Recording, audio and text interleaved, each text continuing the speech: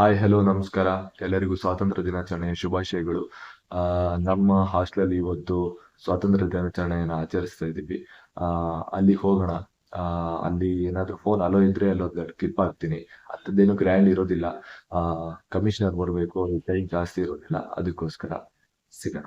ನಾನು ಸ್ಟೆಪ್ಸ್ ಇಳಿದು ಕೆಳಗಡೆ ಹೋಗಬೇಕಾದ್ರೆ ವಾರ್ಡನ್ ಸರು ವೈಟ್ ಶರ್ಟ್ ಹಾಕ್ಕೊಂಡು ಆದರ್ಶನ ಕರೆದ್ಬಿಟ್ಟು ಇನ್ಸ್ಟ್ರಕ್ಷನ್ ಕೊಡ್ತಾಯಿದ್ರು. ಇವತ್ತು ಸ್ವಾತಂತ್ರ್ಯ ದಿನಾಚರಣೆ, ಎಲ್ಲರೂ ಶಿಸ್ತಿಂದ ಇರಬೇಕು ಅಂತೇಳಿ ಸ್ಟ್ರಿಕ್ಟಾಗಿ ಹೇಳ್ತಾಯಿದ್ರು.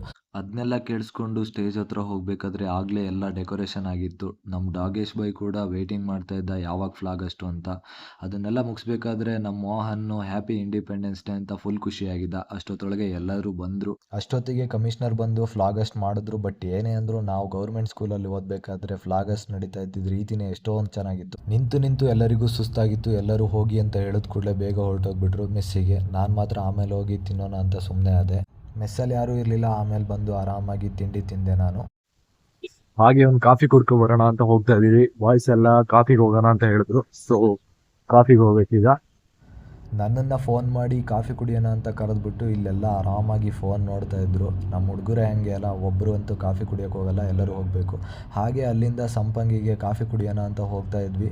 ಅಲ್ಲಿ ನೋಡಿದ್ರೆ ಒಳ್ಳೆ ರೀತಿಲಿ ಎಲ್ಲರೂ ಸ್ವಾತಂತ್ರ್ಯ ದಿನಾಚರಣೆ ಮಾಡೋದಕ್ಕೆ ರೆಡಿಯಾಗಿ ಹೋಗಿಬಿಟ್ಟಿದ್ರು. ನಮ್ಮ ಡಾಗೇಶ್ ಬೈ ಕೂಡ ನಮ್ಮ ಜೊತೆ ಕಾಫಿ ಕುಡಿಯೋದಕ್ಕೆ ಬರ್ತಾ ಇದ್ದ.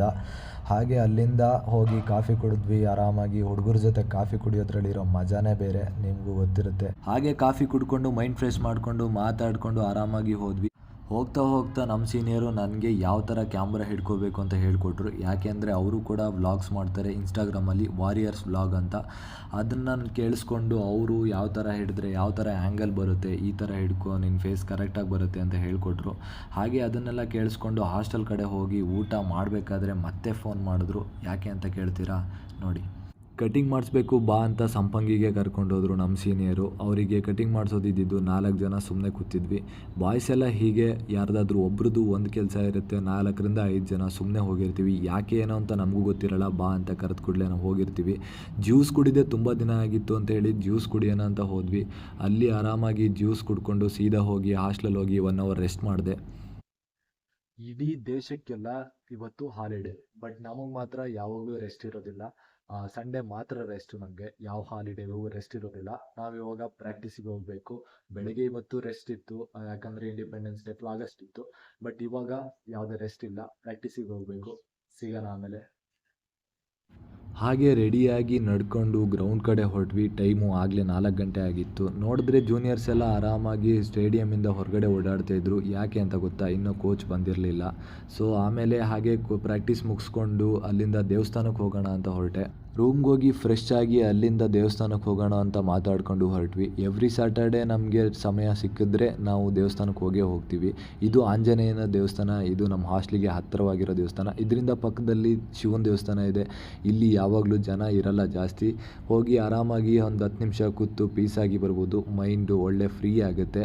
ಅಲ್ಲಿಂದ ಸೀದಾ ಸಂಪಂಗಿಗೆ ನಡ್ಕೊಂಡು ಬಂದ್ವಿ. ಅಲ್ಲಿಗೆ ಬರಬೇಕಾದ್ರೆ ನಮ್ಮ ಸೀನಿಯರಿಗೆ ಮೋಮೋಸ್ ತಿನ್ನಬೇಕು ಅನ್ನಿಸ್ತು. ಬಿಸಿ ಬಿಸಿ ಮೋಮೋಸ್ ಮಾಡಿಸಿ ತಿಂದ್ಕೊಂಡು, ನಾನು ಮೋಮೋಸ್ ತಿಂತಾ ಇರಲಿಲ್ಲ, ಅದಕ್ಕೋಸ್ಕರ ಚಾಕ್ಲೇಟ್ ಬಂದು ತಿಂದ್ಕೊಂಡು ಹಾಸ್ಟ್ಲಿಗೆ ಹೋಗಿ ಊಟ ಮಾಡ್ತಿದ್ದ ಹಾಗೆ ಎಲ್ಲರೂ ಒಂದು ರೌಂಡ್ಸ್ ಹೋಗೋಣ ಅಂತ ಹೇಳಿದ್ರು. ಹಾಗೆ ಸ್ಟೇಡಿಯಂ ರೌಂಡ್ಸ್ ಹಾಕ್ಕೊಂಡು ಹಾಸ್ಟ್ಲಿಗೆ ಹೋದ್ವಿ. ಇವತ್ತಿನ ಬ್ಲಾಗು ಇಷ್ಟೇ ಇರುತ್ತೆ. ಇನ್ನು ನಾಳೆ ಸಿಗೋಣ. ಬಾಯ್ ಬಾಯ್, ಗುಡ್ ನೈಟ್. ಸಬ್ಸ್ಕ್ರೈಬ್ ಮಾಡ್ಕೊಳ್ಳಿ, ಹಾಗೆ ಲೈಕ್ ಮಾಡಿ.